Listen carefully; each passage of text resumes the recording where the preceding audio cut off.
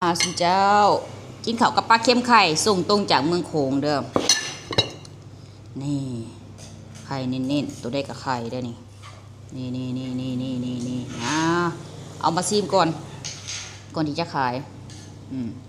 ขายมันก่อนไข่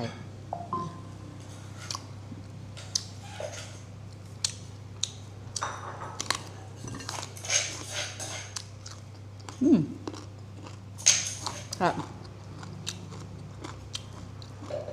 เดี๋ยวค่อยปิ้งเอาเด้อ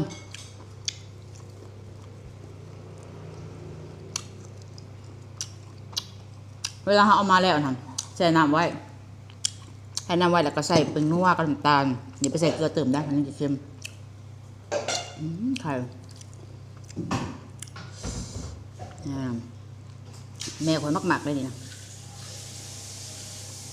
มะเขือครับ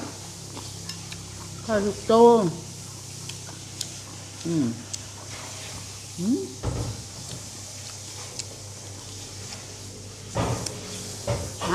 ตัวน้อยๆกับไข่กินไข่มาโดนแล้วนี่เฮา